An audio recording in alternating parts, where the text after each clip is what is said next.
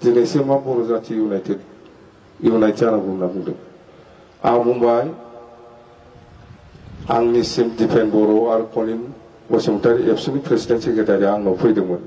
खाम्फाबो दंफायोमोन रायलायनाया जाहैबाय इउपिपिएल आरो बिपिएफ गोरोबनांगौ बेखौ लानानै रायलायबाय थादों खाम्फाबो दंमोन दिपेन बर' आबसुनि प्रेसिडेन्ट कनिन बसुमतारी आबसुनि जेनेरेल सेक्रेटारि आंखौ लोगो हमफैदों डिसिसना जाहैबाय हाग्रामा महिलारिजों प्रमद बर'जों मोनसे टेबोलाव जिरायबानो समाधान जासिगोन जोबसिगोन समस्या जोंनि गेजेराव जा बुल बुजावजि दं ओमफ्राय आंनाव कनसेन्ट लाफैदों नालाय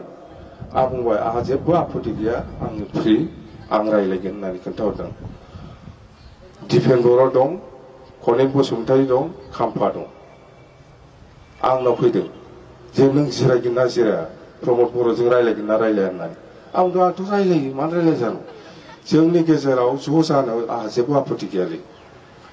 दे माला रायलायनो खोन्थाबानो जाबाय बिसोर होनना बुंदों आंखौ रायलायनो होनो ना मानो गावसो खारबाय जोब्बाय गावहासो खारलांजोबबाय मा जाखो बियो मा ज' जानाय जाखो बियो हा बेखौ ज' जानाय होनो गावसो मानो खारखो मानो खारनांगौ बेलाय दिनैसिमबो जायाखै बेवहायनो दङ बेवहायनो थाबथानानै दं दिनैसिमबो बे रायलायनाया जायाखै बे खारामोब्ला आं खोन्थायामोन खिन्थु अपेन खालामबाय आं दिनै जाबायथ' क्लियार दा जोंना बेनो खिन्थु आं स्पष्ट बुंबाय गभर्नमेन्टआ जों दागोनलै गभर्नमेन्टआ जों दागोन गभर्नमेन्टखौ आरो जों खामानि मावगोन गोबां खामानि मावनांगौ दं जों मावलांगोन कमिटमेन्ट होनाय दङ रायजोफोरनो आरो बिटिसिखौ साबसिननिफ्राय साबसिन खालामनो नाजानाया जोंनि थांखि बे हिसाबै जों खामानि मावलांगोन रावबो जेबो खालामनो हाया रावखौबो दागि रावखौबो गिनाङा जों दङ आं दङ सोरलाय मा खालामबाय नों जोंबो आन्दलनखारिसो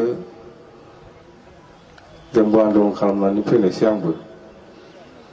सोरनिबा सिङाव थानानै खामानि मावग्रा मानसि नङा जों दे गथ'थ' गोरा जा सरकारा फैगासिनो दं दे थेंक इउ गोजोन्थों